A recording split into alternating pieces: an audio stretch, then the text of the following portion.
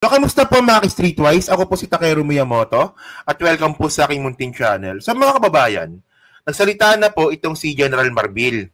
Well, sana this time, sana totoo na to. Sana hindi po yung katulad ng ginawa po ni General Acorda dati.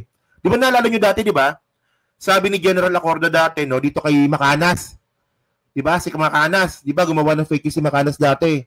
Sabi ni Acorda, didimanda namin yan, si Macanas. O, wala naman nangyari. So sana, sa pagkakataon po na to, itong sinabi nga po ni General Marbil, sana po tuluyan yung vlogger po na to. Nakasuhan. O, kasi ang sabi pa lang dito, base lang to sa statement po ni General Marbil, wala pa tayong nakikitang dokumento, nakakasuhan talaga. O. So ito yung sabi nga po ni General Marbil, no? Hello po kay Luward Sayer, maraming salamat. So sabi po ni General Marbil ito, vlogger na nagpakalat na kasalakayin ng CIDG ang bahay ni Digong, tukoy na. So pagkatapos, ano gagawin? So pakulong nyo na. So CIDG pa talaga. So sino ba yung CIDG natin? Si General Torre. Oh. Alam nyo kasi mga kababayan, dahil po dyan sa fake news po na ginawa po ng vlogger na yan, nagkagulo po yung Davao City. Yung Dummy House, no, na bahay ni Digong, na kunwari bahay niya, pinagkaguluhan po ng mga tao. Oh. So, ngayon, nahanapin natin to, no? So, ang sabi dito, okay, kilala na ng Philippine National Police ang isang vlogger na nagpakalat umano nang i-raid ang bahay ni dating Pangulong Duterte sa Davao City. So, actually, wala namang ganun. So, bakit i-raid? Doon ako nagtataka eh. Bakit i-raid? Anong meron? Hindi pwedeng i-raid na si IDG yan kung walang ano ba? Kung walang entrapment operation, ang alam ko, pag may kaso, dapat meron pang court decision yan, di ba? O, di ba? Pero bakit i-raid? Ayun hindi ko makuha eh. O. Ayaw lang hirap dito sa mga bobong mga DDS eh. Gawain ni Digong dati, binibintang nyo sa iba. O. So, sabi dito, no? Well, sana nga yan, no? Sana kung i-raid, sana i-raid na. Oh, hindi naman pinangalanan ang nasabing vlogger pero ayon kay PNP Chief Glenn Romel Francisco Marbil, tukoy na nila at nitong Lunes ay sasampan na ito ng kaukulang kaso. Oh, abangan natin ha. Sa Lunes. Lunes ngayon. Ngayon ba? Ngayon yung Lunes. Kailan ba report to? O May 5. Ngayon ba next week? Ang gulo mo naman. O, sabi dito. Oh, una nang tinawag na fake news ng PNP na may mga tauhan ng CIDG at SAF na dumating sa Davao para sa gagawing raid. Dahil dito nagkaroon ng bahagyang komosyon sa lugar at may mga tao na rin nagtungo sa bahay ni dating Pangulong Digong upang bantayan umano ang nasabing raid. Tingnan nyo ha. Oh, pero mismo si CIDG Director General Torre ang nagkumpirma na walang operasyon ng CIDG sa Davao City noong nakaraang linggo. Wala naman talaga. Diba? So, alam nyo nangyari kasi dito mga babae nito. Tingnan nyo ito ha. Okay. Actually, sir, yung... Okay, hindi. Mayroon pala statement dito si General Marbil. So, panoorin muna natin to. Ito statement ni General Marbil. Wait lang ha. Sige. General Marbil ito. Sige. Yung rally nga sa Davao, kanina kausap ko yung director ng ECG natin, na-identify na po natin yung vlogger na nagkakalat po na yan. And we will be filing case. Pina-freeze po natin yung kanyang yung ebidensya. But we'll be filing yung case po. I don't want to name yung tao na ipa-file po namin. But we'll be filing a case dun sa isang tao na nagkalat, na re-raidin namin yung bahay ng natin. Identified naman sir? Ay, identified po. With name? Yeah, of course. Dun sa vlogger po. Kailan sir ang filing na po? Ang sabi po ng director ng ECG namin today po. Today? Oh, so abangan natin bukas. Oh, so today daw ha. So Monday, so magabantay bukas kung ano magiging update dito. Okay, ngayon tatanungin niyo ako sino ba 'yung vlogger na 'yan kasi hindi pinangalanan. So tayo mga kababayan, tayo po active po tayo sa Facebook. Isang vlogger lang po talagang kilala kong maingay diyan. Wala nang iba. Marami pong nag-content tungkol po dyan, yung iba mga maliliit na vlogger, pero isang vlogger lang po talaga yung nagsimula ng ano na yan, ng balita na yan. At hanggang ngayon nandun pa rin sa Davao, nagkakalat ng fake news. Isa lang yan. Pag ito, malamang hindi niya pa alam eh. Kasi nag-comment ako sa kanya, hindi niya pa rin alam eh. Oh. Pag ito, lumabas pa yung kaso niya this week, pag to umiyak to, tatawanan ko to. Oh, kasuhan nyo na po. So, para mas maganda, panoorin natin to ha. Kasi wala ko ibang makita eh, na nag-viral at yung nagtawag po ng mga tao para po pumunta sa bahay ni Digong. Siya lang po ang nakita ko talaga. So, siya po yung bakla na taga Davao. Hindi si Phil, tanga lang po yun.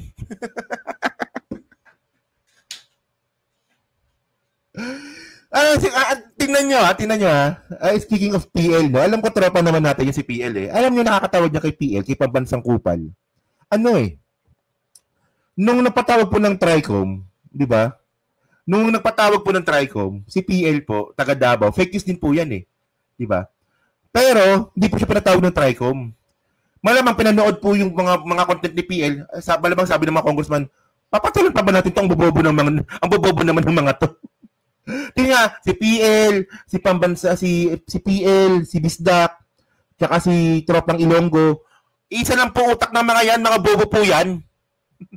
Tingnan nyo, nagpatawag ng Tricom, ng mga vlogger, yung tatlo hindi pinatawag kasi nga ang bobobo. Kung bobo po yung mga pinatawag doon sa Tricom, mas ibang level po itong mga to, itong mga bistakero. So ngayon ito mga babalang, diba? Sabi ni Patrick Lopez yung bakala. Tingnan nyo ito kasi ito yung nakita ko lang eh. Wala na kasing iba akong makita eh. Siya lang talaga nagsimula nito eh. Oh. Tingnan natin to hanapin natin to. Wait lang. So dito nagsimula lahat yan eh. Akala ko nga binura niya na yung page niya, hindi pa pala. Sayang. Just got a call from... Ito. Ito yung umiiyak sa labas ng gate. Siya po yun. Oo. Yan o. Ito yun eh. Tinignan ko po yung page niya mga babayan. Wala naman po nanonood sa kanya nung una. 100 views. Diba? 200 views. Pero nung kinontent niya nga po, na i-rate po yung bahay ni Digong, dun po nagkaroon siya ng million views. Malamang na nabusog. O, nasilaw. O, tinuloy-tuloy na. So, kaso ka ngayon. Sana, this time, tuluyan nyo na to. Tingin ko ito eh. Malakas ang kutob ko siya eh. O. So, tingnan nyo tingnan yung ginawa niya, no? Bakit kaparate tayo ng baklan to, no? So, tingnan nyo O. Saan na ba yun? Ito ata yun eh. Called the team na naaring hikaron. She already announced, Kitty Duterte announced that they left the house already at this hour. Nilakaw na sila, nangita na sila attorney, ingon siya. Well, so tinatakot niya pa yung mga tao na tumawag daw sa kanya si Kitty at umalis na rin po sa bahay. So bakit umalis? Kasi i-raid. Di ba? Ayun ang point eh. Actually, nung nasita siya dito, ang sabi niya nga dun sa isang video niya, wala naman ako sinasabi na ganun eh. Eh dito nga eh, tinatakot mo yung mga tao na i-raid yung bahay ni Digong eh. Oh. Namo, niingon siya nga, nilakaw na sila sa ilahang house. Kailangan og na ay magbantay sa ilahang balay. Sa tulo ka balay ba to?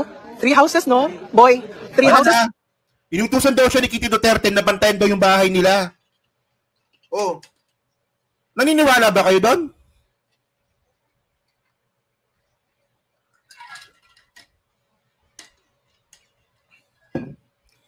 So, ibig sabihin, si Kitty Duterte pala may kasalanan. Oh. Ako lang ba o filter lang yung mata niya? Namumula. No? Tulo ka balay. So, 3 houses karon. So, please, if mata mo na amoy time to come and stand with us. O, yan nag-uudyok siya mga kababayan. Siya lang po talaga ang nakita ko na gumawa nito. Na pumunta tayo dito sa bahay ni ng mga Duterte. Puntahan natin, bantayan natin. Siya po gumawa niyan eh.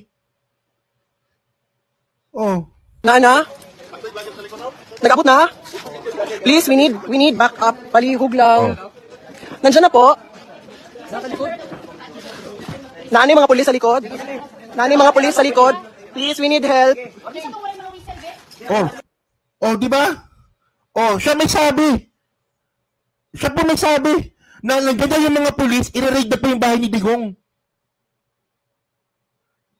Oh. Di ba?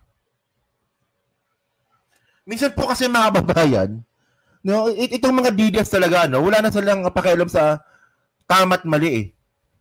Basta para sa kanila, suportahan si Digong, protektahan ng mga Duterte, ayun na yun. Hindi na po nila naisip kung mali o tama. Please, we need help. I need whistle po. We need help here sa balay ni Tatay Digong, guys. We need help. Please come. We need help. So as of now, no, people are arriving. Kanina, nag-udyok siya kanina na pumunta yung mga tao. Dito po sa video po na to, yung mga tao pumunta na. O, siya po nag-udyok talaga na yung mga tao pumunta po sa bahay ni Digong.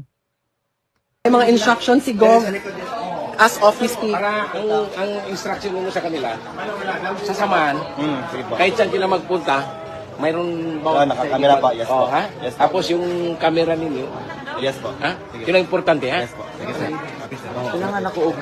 Kailangan natuog ka ng TikToker vlogger dito sa outpost. Para para mag-live. masulod sila sa kong live. Pati isa ko dito. People are arriving, guys. Salamat kayo sa call. Sige, mangita ka. Mangita ka. So, Kitty, if you're watching, we got you. The Davaoenos are starting to arrive as of now. As we speak, nangabot na sila. As we speak, people are arriving. As we speak, people are arriving. Oo. Part sa tong pag-awan ninyo ang atong mga tao kung kailan ba mo ha? Kay ba sina ay mo infiltrate ba? Okay po. Infiltrate kay ginaiwasan nato ng magkagubot. Opo. So alawan ninyo kung kailan mo pangutan-on, kailangan pangutan-on para Sabi ganito gawin nyo ganito gawin nyo wala naman magre-raid. So hindi kasi ang mga kababayan kasi, ang point dito, nag-create po kasi siya ng confusion. Nag-create po siya ng takot dun po sa Davao na wala naman dapat ikatakot. Di ba? Ayun ang point eh. Akala kasi nila tama pa yung ginagawa nila. O so ngayon, anong nangyari dyan? Nagmukha kayong tanga. Hindi nga i-raid. Wala kang i-raid. And by the way, bahay ba talaga ni Digong yan? Dami house nyo lang yan eh. Kunwari, dyan lang siya nakatira eh. Pasang katutak po yung bahay ni Digong eh. May bahay siya sa subdivision sa Davao City. Sa isang subdivision meron siyang bahay sa Manila. Oh. Dami house lang yan, niwala naman kayo. lang kamo na to ginaiwasan kayo, di man ta mo resist pero ato wala nga wala mo infiltrate. Okay po. Wala mo infiltrate. Okay. Any question regarding ano?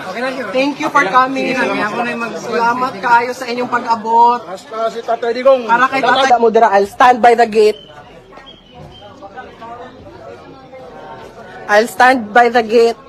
Tay, O di ba? O sa Samal may bahay pa nga sila sa Samal, di ba? O meron pa silang bahay sa ano? O nga, yung resort sa Samal. Ako din, o di ba? Ako lang ako lang ba yun? O kami lang ni Ma'am Lori mamawag yun? Dapat nakakita ng Bisaya sa Facebook na DDS kagad sa utak. Puta DDS to eh. O di ba niya, di ba? O nasisira po yung mga Bisaya po dahil po sa katangahan ng mga DDS po na yan. Oh. So, by the way, yan, so sana mahuli. Kung siya to kasi tingin ko mukhang siya talaga to. Kasi wala naman ako nakita na maingay sa Facebook. Siya lang po talaga. Oh. So yun na pabayan, no? So hello po kay Joanne, hello po. Kay Danny Reynado, good morning din po, no? Kay Robby Ong, no? So kayo po, no? Ano pa masabi nyo nga po dito sa aarestuhin daw po na vlogger na nagkalat po ng fake news dun po sa bahay ni Digong na i-raid daw. So sa tingin nyo ba, siya ba yun? Yung bakla na yun? Kasi mukhang siya eh. Wala kasi, di ba tama, di ba? Siya lang naman yung nag-viral eh. Sa Facebook eh. Na nakatambay dun eh. Yung iba walay eh. Siya lang talaga eh. At siya pala simula dun. O, di ba?